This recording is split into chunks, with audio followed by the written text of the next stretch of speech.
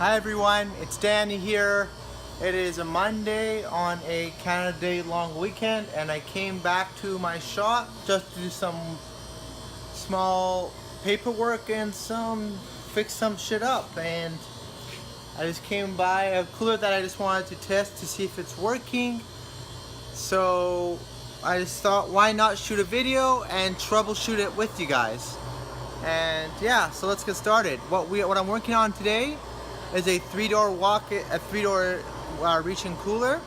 Check it out. This right here. So I'm just going to troubleshoot it and go through with you guys how I troubleshoot reach-in coolers, or any kind of cooler in this case. So the first thing I look for is the evaporator fan to see if it's working. It's working. So that's good. The second thing is I'm going to take a look at the compressor and the evaporator fan mode. So the compressor is working. And now we're going to check the evaporator fan. And it's not working. That is a big red flag that the condenser fan motor is either burnt or not wired correctly. So first thing I'm going to do is check what is up with the condenser fan motor.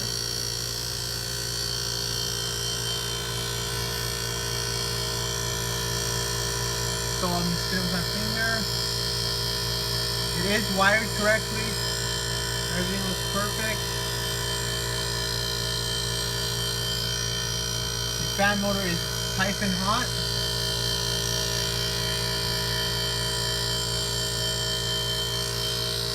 So yeah, most likely I burnt a condenser fan motor.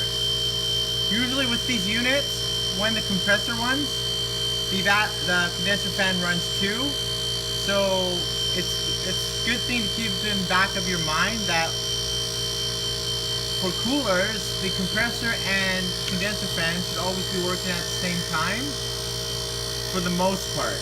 Now there are some coolers in which they do not run at the same time, but for the most part the compressor and the condenser fan motor run at the same time, turn on at the same time, turn off at the same time. So what I'm going to do now is change the condenser fan motor, and then we'll go from there and see what else we can do and see if there's anything else wrong with this unit. So I'll see you guys later in the next video. So now I have disconnected the condenser fan motor and found a replacement right here. But before I replace it and put it back in, I want to teach you guys how to look for the correct replacement fan motor and what to look for given the information that is on the fan motor itself. So here's the original one right here. There's a lot of information on it, so it is important to know what to look for. So when you're looking for a fan motor, it is important to look for the correct voltage as the original one. So this one's 115 and this one is 115. The next thing you want to look for is the amperage, which in this one is 0.9 and this one is also 0.9. The third thing is the RPM. This one is 1550 and likewise this one is also 1550. And lastly, the most important is the rotation. So this one, the rotation is to the right, and this one is also to the right. So this is the perfect replacement fan motor for the original. So that is how you guys find the exact replacement fan motor for the original one that you have. And all fan motors are different. There's tons of different ones.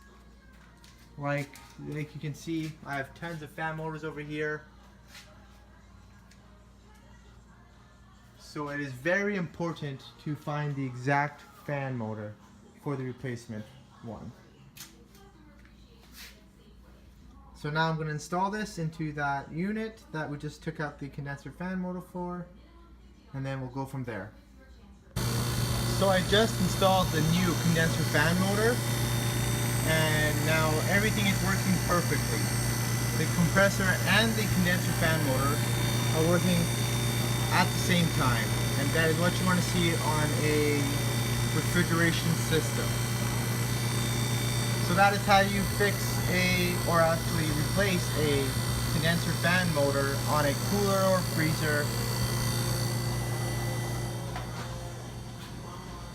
And now we are just waiting for the temperature to go down. It is already at 11 degrees. And about 10 or 15 minutes or so, it should be at temperature. And there you guys go. See you in the next video.